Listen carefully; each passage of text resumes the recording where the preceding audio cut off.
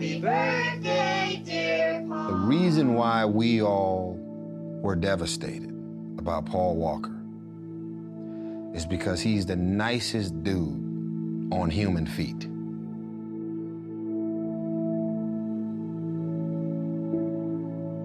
Happy birthday to you. Paul had real relationships with everybody. You felt his love, you felt his spirit, you felt his energy, you felt the morale, the camaraderie, the inclusion. Birthday boy, look this way. Paul, look this way.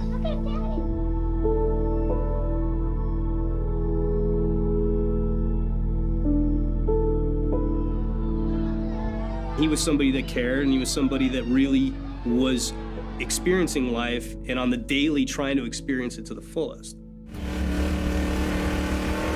Never back down mindset, you know, go big or go home. He's just a kid from Sunland, Dahunga, you know, the gun-toting hippie, balance of opposites, you know, a lover and a fighter. He got in a lot of fights when he was younger.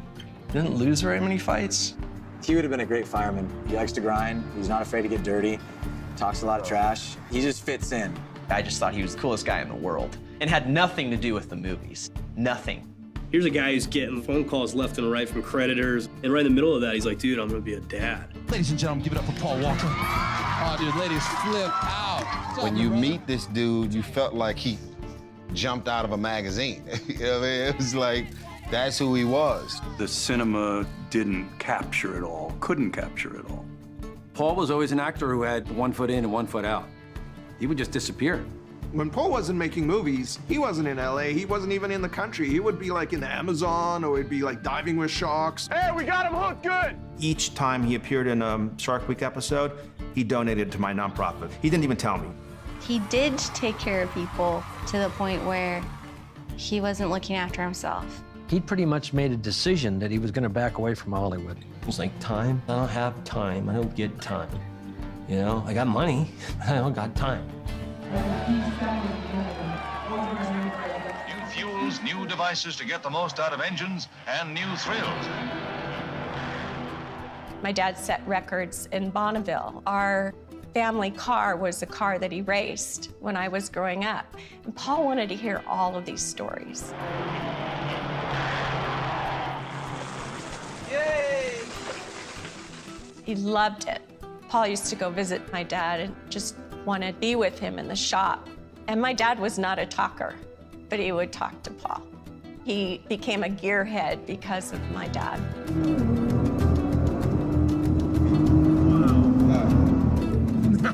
My brother had big shoes to fill. My brother was actually the 4th Paul Walker. My grandpa was actually the 2nd Paul Walker.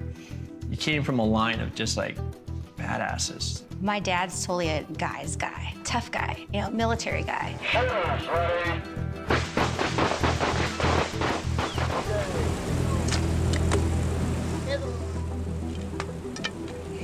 Go get the arrow.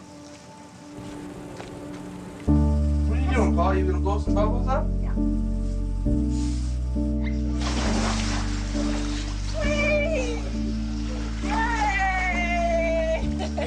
Okay, swim to the side. He was always sweet, always kind, always nice. The most loving person I've ever met in my life. I mean, like, if he cared about you, you knew it. LA is a big place, and Paul grew up in Sunland, Dahunga, which is definitely just an ordinary, common street with homes and very much of a blue-collar place to grow up and raise a family. There's cool dude. Running for his life. This was Paul and I. We'd just get outside. Whatever it was, let's just get outside and do something. Just fun memories of just doing things outside all the time.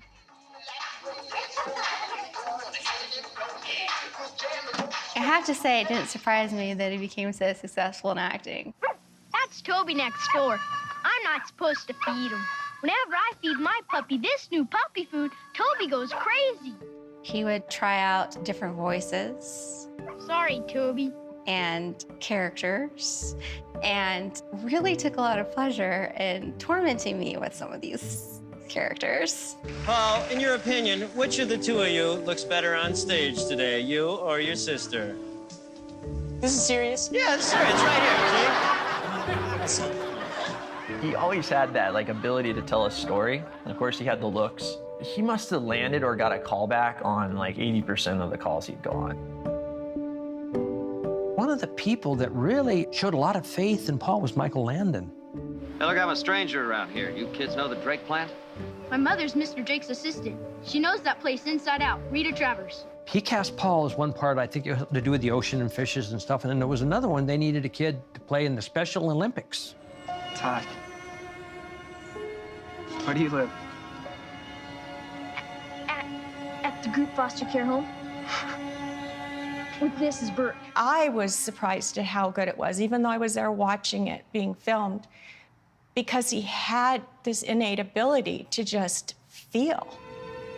I'm your brother.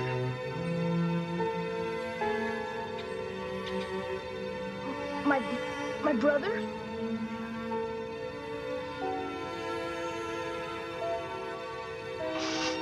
My brother! My brother! Wild man. When Cody came into the family, he was a surprise to my parents, and so obviously a surprise to all of us. But Paul was almost 15. I remember always a really sweet, really tender relationship between the two of them. Because of that age gap, Paul wasn't just like a big brother to me, he was another father figure to me. If we were going on vacation or, for spring break or whatever, we knew where we were already going. We were going to Carpinteria State Beach, which is just south of Santa Barbara. We'd get a campsite, tents for the kids. Every night we were roasting marshmallows and s'mores and doing the whole campfire thing. That was the Walker family vacation. Carpinteria that's where we went for everything. I would wake up early in the morning when it was going to be minus tide at daylight, and I would get the kids up, and we would go out to the tide pools. Paul was just fascinated by all of that, and that's where his heart always went after that. We had a motorhome, but the boys always popped up their tents, and Paul is sitting in the opening of the tent. He's eating like a bowl of cereal. Is it good, Paul? And his little brother, Cody, came over and just put his arm around him, gave him a hug. Oh, nice. Let it go.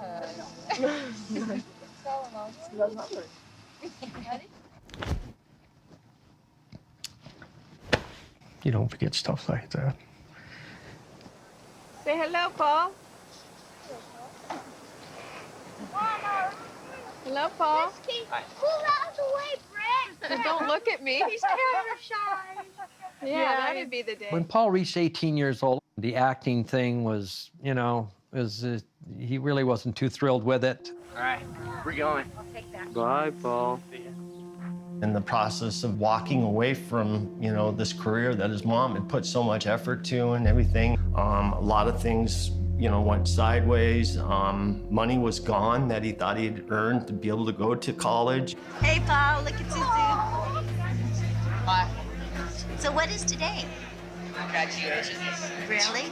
And did you make it? There was explanations for it. Whether it's the truth, I don't know. I think it possibly went to his, education, going to Village Christian, doing all these things. In my opinion, he would go make money, and it was so easy that then he would spend it easy too. Yeah, definitely not the best at managing his money and all that kind of stuff, but who would be if you grew up where it would come like that? I was scared. I was scared that he wasn't going to turn around and go to school and do the things that we had talked about his whole life. He wants to figure it out. Let him have a break. Here he is, 18. He's already been working for 15, 16 years, Let him go do what he was gonna do. He was one of those kind of kids that parents hate. He was fearless, and that scared me. I don't mean to say he was amped out of his mind on adrenaline. He liked to do exciting things. Paul was just that way. He got in a lot of fights when he was younger. He didn't lose very many fights. No one messed with Paul. You don't really think of that as Paul. You think of him as kind of like a heartthrob if you don't really know him. But, Grandpa and Father were always showing us how to punch and, all that stuff. He was a tough kid who grew up. He had a tough dad that was, Vietnam vet and just played all sports and was just very athletic and very scrappy growing up. Paul's super loyal. So if there's anything that would happen, a circumstance that would happen that he feels like his friend's being threatened or something like that, there's a little bit of a switch that Paul could turn on, and it gets real serious pretty quick. I can remember one time Paul is walking to the store and a guy was walking out and had his arms full of cans or whatever he had. So Paul opened the door so he could walk out. As he walked by Paul, he goes, "Thanks, bitch." It was on. So Paul tuned him up. Basically K through 12, we all went to the same school. We just grew up together. We got in fights together. We got chased by the cops together. We did things where our parents would get in trouble together. And by the time I became a stuntman and was doubling them, it was just brothers that grew up together. He told us, he had us around because we'd keep him in check. He knew we wouldn't let him get away with stuff. He saw other actors losing touch with reality. Sometimes he didn't like the answer we give and he'd be mad at me for a couple days, and then it was always better, I met Paul for the first time at some party in Glendale. Paul was just kind of like this bro guy. Hey, what's up? He and I hit it off right away because he was a surfer guy from California, I was from Hawaii. We'd both been actors when we were kids. And he just automatically, he's like, dude, you gotta meet my friends, you gotta come hang out, we gotta go camping, we gotta go surfing. So I was like, dude, great. We lived in Huntington Beach for a while, and that was not healthy for him. There's too many guys down there who want to fight, especially if you're an actor. Some guy on the street that rips off his shirt that's 250 pounds and looks meaner than anybody, Paul's gonna snap. His acting skills would come in, and he would act for a few seconds, and half the time I wouldn't know if the fight was on until it was halfway through. He was living in a garage and the whole bit, and he's got this phone that keeps ringing nonstop. And I'm like, dude, is that like your girlfriend? Like, what is that? He's like, no, it's another bill collector. He was getting calls from bill collectors like every 2 minutes. It was crazy. And he just really didn't have any money. He started getting a lot of pressure to come back and do films or TV shows, things like that, from his previous agent from when he was a kid. I talked to him about it considerably. Look at the numbers, you're already a commodity, you already got your foot in the door. Sometimes I regret that I did it. Based off his age and his look and his, just his vibe and everything, I think he kind of knew instinctively that there might really be a crack here. He was like, all right, might as well do this for real. And he made some phone calls, reconnected, got a manager. I remember first meeting Paul. His hair was, I don't want to say afro-y, but it was definitely big curls and longer. He had a great sense of humor, a lot of energy, a very magical look in his eyes. And it was kind of mesmerizing, actually, when he looked at you, but he really looked at you. Just a really present human being. We definitely had a bond and a trust with each other, and I did right by him, and he did right by me. He ended up testing for some serious films and then ended up booking Pleasantville shortly after with a major A-list director, Gary Ross, and an incredible cast. What's all the commotion? Where's the cat? I'm a naive 50s jock, captain of the basketball team, the dreamboat. The dreamboaty guy, I guess. I'll see you at school, Mary Sue.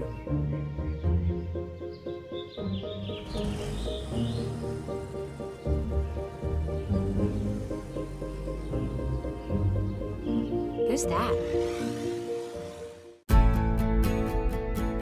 He was always known as the vagrant, always barefoot, shop at the surplus stores for like army clothes. Paul had a truck that would break down all the time on his way to auditions. He would skip auditions. But when he went into the room and he actually met with directors or read with casting directors, he executed. Happy birthday, Dino! Happy birthday to us, bro! That's right, Big 18, fully legal. The Meet the Deedles premiere was the first big premiere that our whole family got to go to. Pretty photogenic yourself, though, buddy. Look at that. Hi, Paul. How you doing? What's today's date? March 27th. I remember almost crying seeing his name on the marquee. Oh, bro, we're a walking Kodak moment. It's fully Deedlemania. We all got in our best clothes and met up at the family home. It was stressful. Paul was dressed really nice, and the last second had to go get a dry shirt. He was worried. That was one of those times where I actually got to see my brother really human. But he liked being able to share those moments with us. Here's a guy who's getting phone calls left and right from creditors.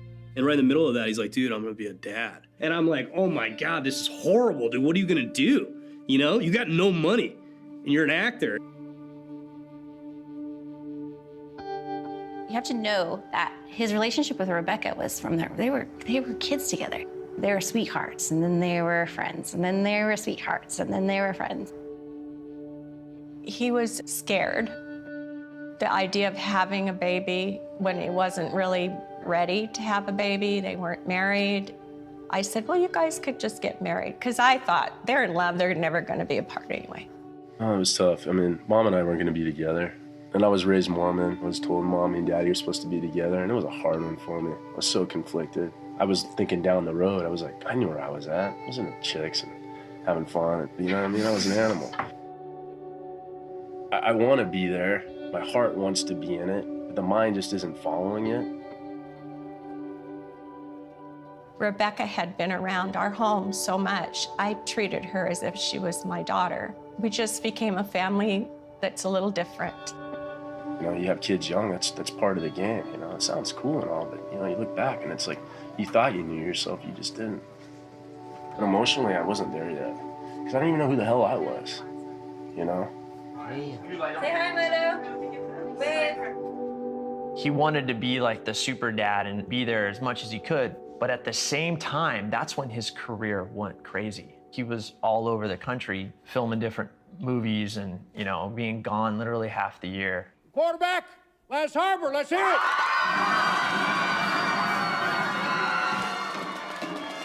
I was lying in bed last night.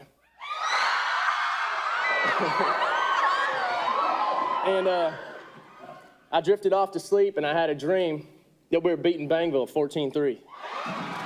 Paul Walker is a heartthrob both on and off the big screen. Good to have you with us this morning. Okay, your movie, Varsity Blues, big hit at the box office this weekend. That's so exciting. You How guys don't psyched even are know. you? Yeah. Are you recognized when you're walking down the street? Not too much. I mean, I'm still the new guy. Yeah. Yeah. Man, You that's smells cool good, stuff. just like you, Andy. Well, it's good to have you in Yeah, Oregon, thanks and a good lot. to have you on Thanks Good so Day. much It's for just having me by. super to have you here. Paul Walker, everyone. Wow. 25 years old. I was casting the skulls, and Paul comes in, you know, I don't know, he's a sort of like a surfer dude, but, you know, he looks right.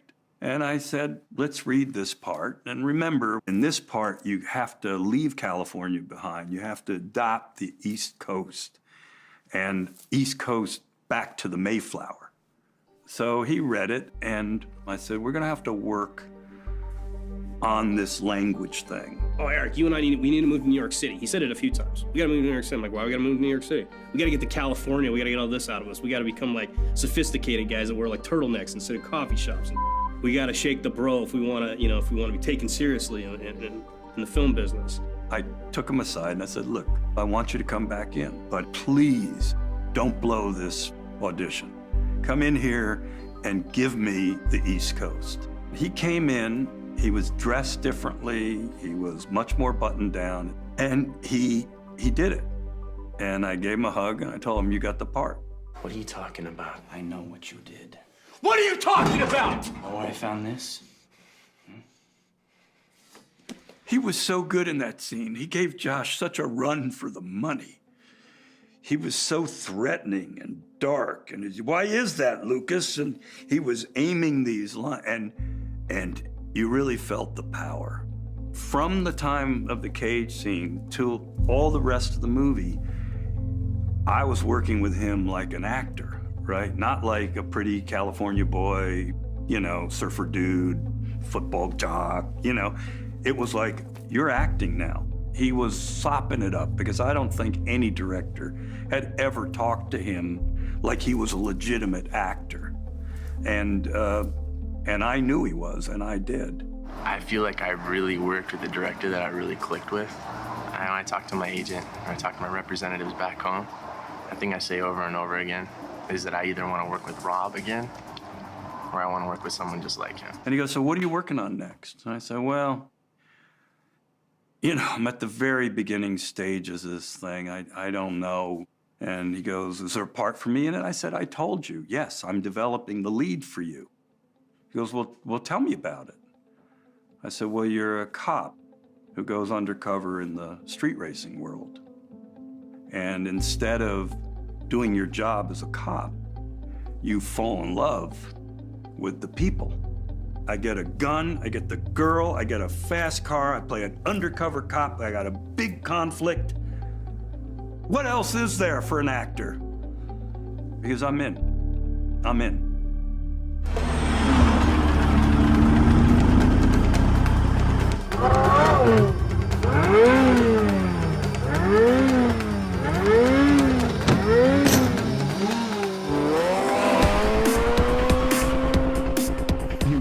Liked the cars, and on those movies he got into it. He could tell you what size turbos the cars had or what they should do different to make them better, and the other actors don't even know how to drive a manual transmission car. He did his homework like nobody else.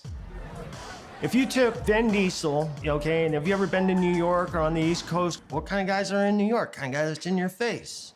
And then you go to Paul Walker, and he's like, yeah, cowabunga, kickback, it's all good. So you took each coast, and you ended up, like, throwing them together. Smoke them. You know, it'd be like oil and vinegar, and you got this great salad dressing for some unbeknownst reason. It's like, you know, it mixed good. I owe you a 10-second car. I remember sitting on the lawn of Universal, Vin and Paul and me, doing the press junket. And I said, you know, I think all our lives are about to change. I have a feeling this film is going to be so much bigger than anyone's expecting.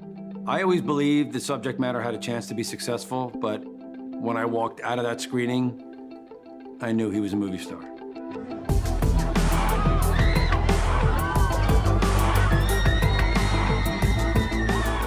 I'm enjoying it. I have a blast. I love my job. I get to travel. Gosh, I mean, it's just amazing. I mean, this has really been going on for me now, like maybe like 6 years. I think Pleasantville I did like 6 years ago. Please welcome Vin Diesel and Paul Walker, boys.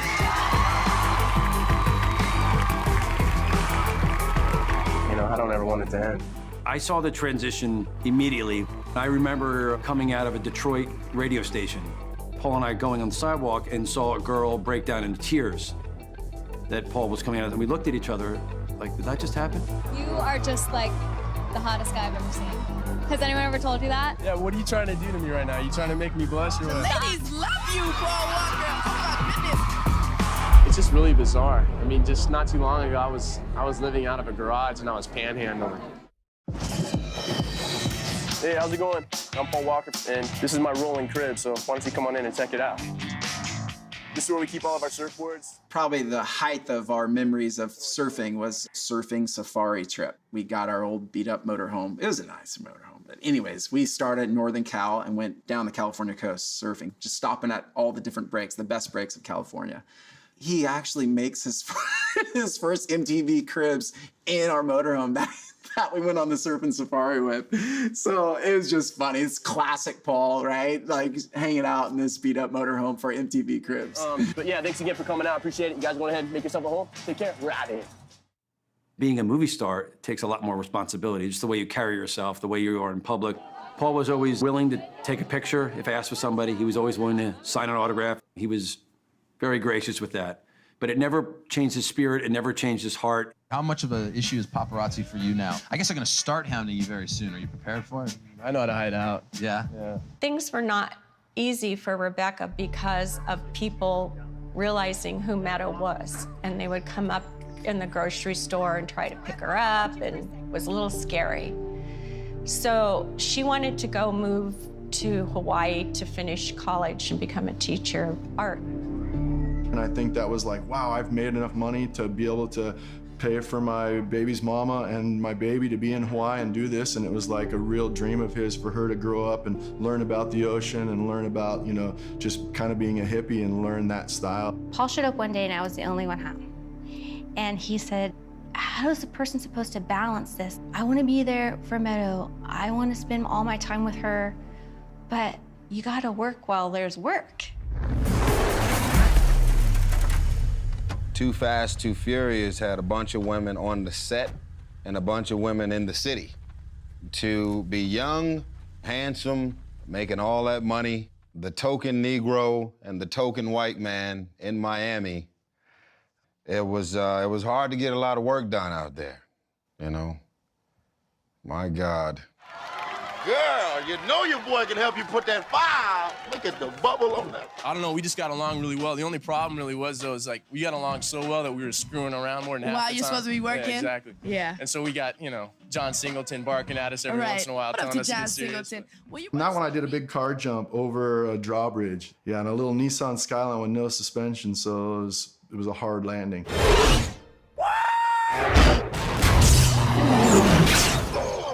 He would ask me how big the hits were and how much it really hurt, or how, you know what I mean? He was so curious on that part of it. I like to think that's what separates me from some of these other cats. It's like, hey, I want to do these stunts, you know, as many of them as I can anyways. Shit. Yeah, bro, man, he likes them apples. Show off. If you had to look up the definition of ideal, handsome white man, Paul fit every profile there is. Blonde, blue eyes, 6'3", surfer dude, muscles at all times. I mean, this dude had muscles in his kneecaps, man. He was full throttle. Some dudes wear they handsome and they become arrogant with it and they're unapproachable. As a man, he wasn't intimidating because he was so regular and so grounded and so cool. He was the guy that every woman wanted to be with and every man wanted to be like.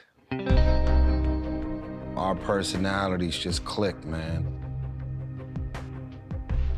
We both shared this kind of feeling like it's perception versus reality. I think there's nothing more scary in me and Paul's eyes than to have someone to give you all this good energy and they have the worst of intentions towards you. You run into executives at studios all the time and it's almost like, it feels mafia. Like, it's like, hey, oh, we love you, we love you. Get rid of them right now, okay? Thank you. Hey man, let's do lunch later. It's like, wow, they were so cool. And then you find out how they really feel about you.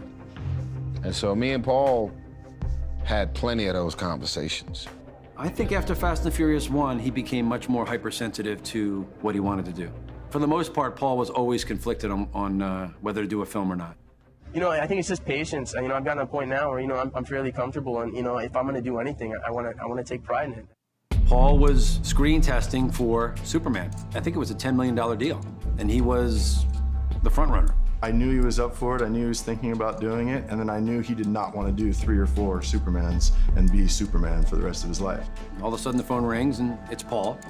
I got an S on, I got a cape, boots, tights. This is not me. I'm getting the f out of here. Gotta go. You. Boom. And he was gone. I should be out there prospecting. Quit your job? No, I was fired, but it's all part of the plan. Just gonna get this thing going, get the boat shaped up, get out there and make a big find, and we'll live the rest of our lives on our own clock. Paul, he loved the water. He loved to scuba dive. He loved action. Into the Blue checked a lot of the boxes. I think it started off as a good script and everything like that. I'm not saying he didn't like the movie, but definitely did that one for the location and the time. To be able to go to the Bahamas and rent a big fat house on the water and work with cool people. He loved the ocean, he loved the water more than anything. I mean, going out on his boat and stuff was so fun for him. He got hurt on that show on his day off. Wake surfing behind the boat and twisted his knee. He was just very honest and pure. He just wrapped it with ice and came in straight away and told them, and then like, no, I'll just finish the show and we'll make it work. Did not want to get surgery and get it handled then. When we were offered a film and Paul was considering it, it was always a major process to get to the starting line. It was never easy. We saw Running Scared as a vehicle with a great filmmaker that could put Paul in a grittier light. When they told me, they said, hey, look, you really have to read this. Their words were, this is exactly what you've been looking for. And I was like, oh, really? So it was either we understood each other and we're gonna be working together for a long time, or we were going our separate ways, you know? What's your name? Conchita. Now you listen to me, Conchita. You listen to me real good. I don't want to hurt Manny. Until he was proposed for Running Scared, it wasn't somebody that I thought was ideal for the film. The Fast and Furious, they were entertaining movies, but they had more of a comic book, cartoonish kind of feel to it. As silly as it is, I actually think that was more of who he was, you know, fighting bad people for the lot like a good guy, where Brian O'Connor was a narc that undermined the driving. So he was really never stoked on Brian O'Connor. Fast and Furious fans will hate that, but you know what I mean? Paul committed to the movie. We start pre-production, trigger the financing, everything, and then I can't get hold of Paul. The clock is ticking. We're weeks into pre-production. We're getting ready to start. Finally, I'm like, if Paul doesn't call me this week, we're recasting the movie. You have 24 hours. What's going on? Have you seen him? Have you seen him? Like, he's calling everybody, like, around the clock because he can't reach them.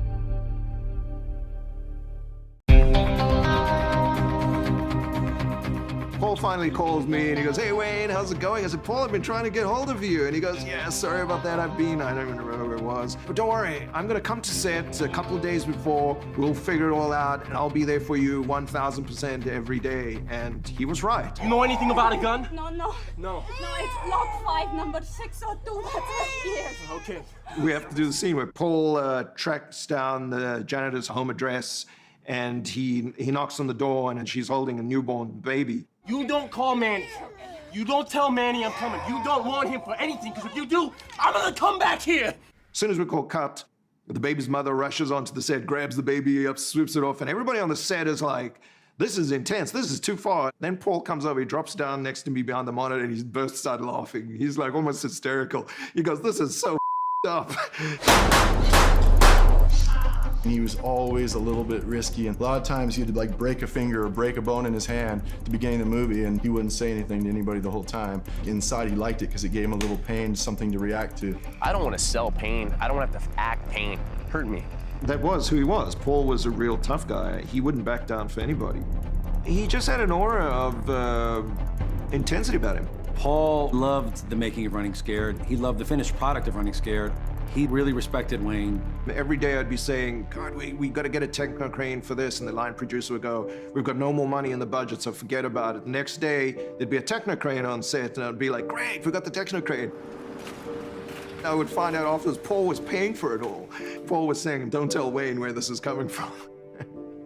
So, I mean, that's who Paul was. He was that super generous guy. When he finished filming Running Scared, he said, "You know what? This is what I needed, but I'm still, like, all gnarly. I gotta get it out of me. I gotta go surf." He called me up one time and said, "Dude, I don't know where he was, but he's like, I gotta get in the water." Call it the negative ions, call it whatever it is. He felt anxious.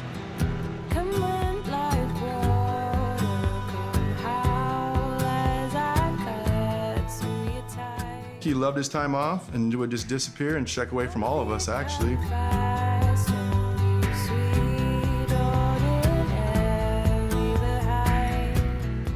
Paul wasn't a guy who was off getting, up or doing anything crazy or any of the rest of it. He just knew when he needed a break.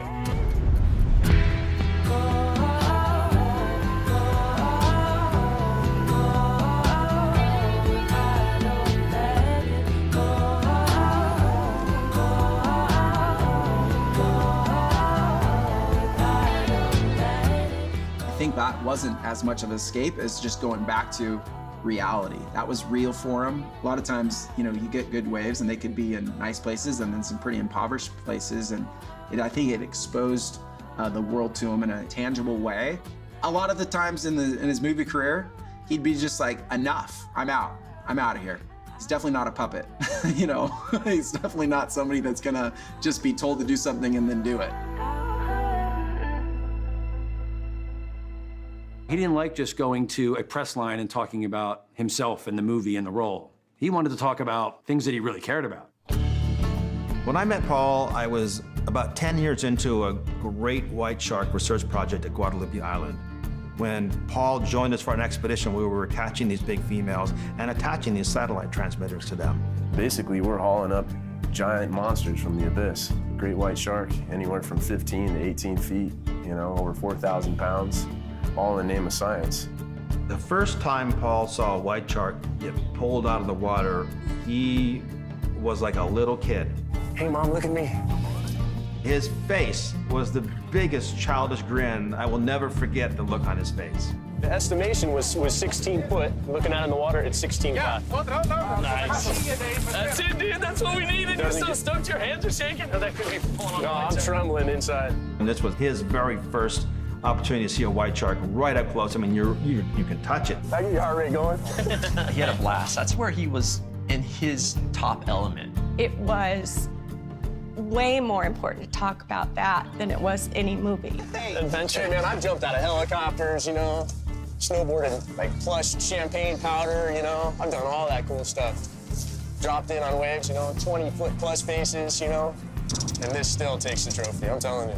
Our common ground was the ocean. We both loved to fish, loved to spearfish, loved to dive, loved to surf. By the time he got off the boat, I had a whole new respect for Paul. He started making plans on how can I really have an impact, Paul Walker have an impact on the ocean. And he knew he couldn't do it by himself. I've traveled the world, I've been to a bunch of places, I've experienced a lot, but nothing compares to what I experienced on this trip. I'd walk away from it all to do this full time. He'd always say, like, I wanted to be a park ranger, you know, make 28 grand a year and, like, live in the wilderness. Like, that's really what he wanted to do. Paul looked around hard where he wanted to settle down because he was very nomadic. Santa Barbara's a special place. Most of my time is spent, you know, Santa Barbara North. As I've grown older, I appreciate more where it's more lush and more green. There's nowhere else like it on Earth. It's unique. Santa Barbara to Paul was like his safe haven. 350 acres just up above Carpinteria. He had a place where you could go up there and hide and run around, get muddy and plant trees and, you know, just do guy shit, you know?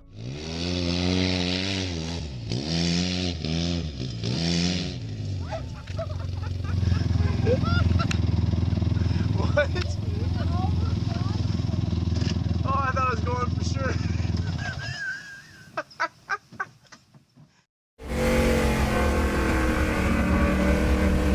Paul liked to race cars. Not street racing, but really race cars on tracks. Our common interest was cars. Cars brought us together. He walked it over to me, go, hey, are you the guy who just bought my GT3? Then yeah, I told him that I'm the guy, and I also told him that, you know, a man should never sell his GT3 in his life. And from that moment on, we become close friends. Really good driver, conscientious at all times. He talked about it, you know, regularly. I need to be that role model. I need to practice what I preach. He's an adrenaline junkie, if you know him. He loves adrenaline. He loves things that's fast, always evolving. Paul built that along with Roger. They put together a team, and he started hanging around more and more with professional drivers.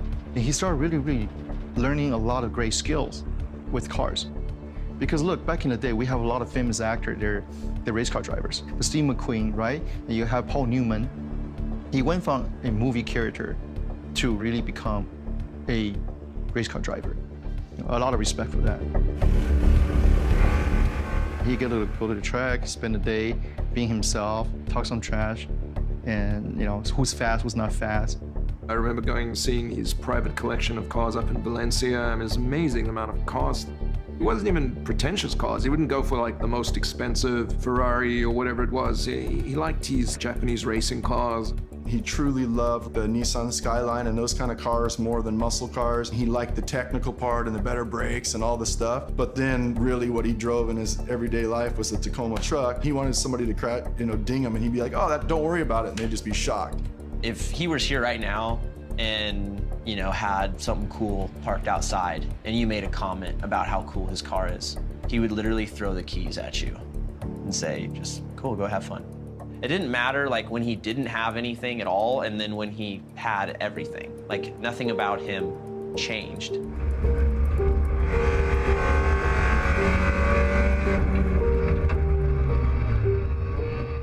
Paul had a passage from George Bernard Shaw that said, you know, I want to be all used up.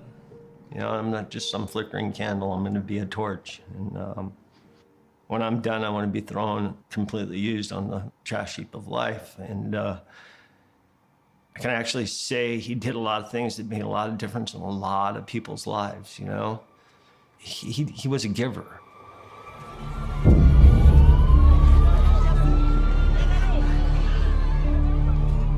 That massive earthquake in January of 2010, Paul was frustrated with like, well, what can I do? He made some phone calls, got friends that knew firemen, paramedics, EMTs. Within the firefighting community, there's kind of a group within a group of guys who sign up because they're willing to literally go anywhere. We remember watching Hurricane Katrina happen, Hurricane Rita, and being frustrated. And so the same thing happened in 2010 when the earthquake hit Haiti. That's when one of Paul's childhood friends reached out to me and just said, hey, I know you really want to go help out. I have a way that you can go. Would you be interested? And I said, yeah. One day I got a call and he said, I'm on my way to Haiti.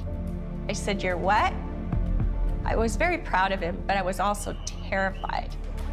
He kept talking to people who kept telling him, no, that's not possible. No, you can't do that. Got to have clearance from the governments. And how is he even going to get there? They don't have plans, flying by the seat of their pants. There was no chance that they were going to get a plane into Port-au-Prince. I remember we didn't have any way into the country. When flights were getting turned around, the airport was only accepting certain flights. So we had talked about flying into the Dominican. And so we just had the basic plan of let's get to the Dominican and see what we can do. You know, Paul's relationship with Vin over all of the years, Vin's got family and contacts and stuff in Dominican Republic, which is right next door. I remember meeting Vin Diesel and some other people, just hearing about, yeah, we might be able to get you guys a helicopter.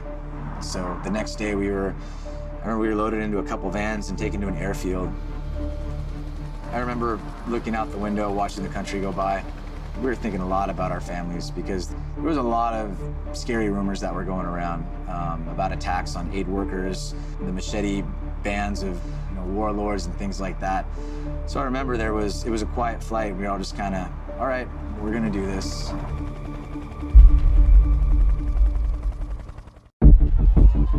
Haiti was like nothing I'd ever seen. I've never seen anything like that since then. It was literally the worst traumatic scene you could imagine. People were being shipped in with multiple amputations, multiple crush wounds, no painkillers. It was awful. Paul's literally holding a kid down as we set his bone into place. I remember seeing that and thinking, man, that's real genuine. That's why I want to be here. I appreciate that about him and the fact that we were there because he reached into his own pocket and got us there. I'll never forget that. When Paul started Reach Out Worldwide, he warned me. He said, no press, no PR, no press. I don't want any, it's not about that. Everybody wants to go viral for what they're doing. You know, if you're doing it from your heart, why do you want all the attention? He never did Reach Out Worldwide with the intentions of press and PR and wanting people to know that he was the hero that he was. Let's join Roe by supporting their efforts in the Philippines, because together we're going to realize a much bigger impact. The race to relief starts now. One thing that I'm wondering about is the let's join Roe. It's sort of separating yourself from the organization, like you're not a part of it. They don't need to know it's my thing. Yeah, you know, it's like it's something that I believe in. So let's join it together, and it makes it more like we're doing it as opposed we're joining them as opposed to join me and Roe. You know, I think it's cooler. There was an intensity in Paul's life that you knew, like, okay, now this is really what matters to him. This isn't just the Paul going chasing waves, but this is the Paul that cares for people and really makes an impact in people's lives. I don't think anybody can go to a place like Haiti after that event and not come back changed. I think we all came back different. I know we all came back different.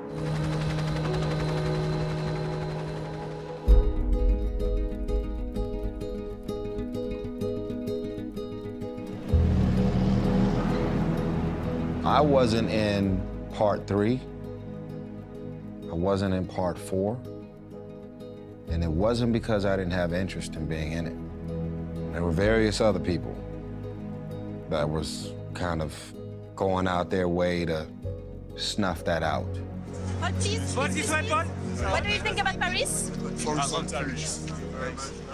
Paul Walker was on a mission to get me back into the franchise. This just went from Mission Impossible to Mission and freaking Sanity. You know, we talked a lot about family. We both have daughters. As a father, you find yourself chasing your career, chasing your relevancy in Hollywood. And so when it comes to money, one would say, you just made all of that, so you don't have to go do 3-4 movies in a row. You could just get this big chunk of money and then go spend all this time with your daughter and be at home and go surf and live your life.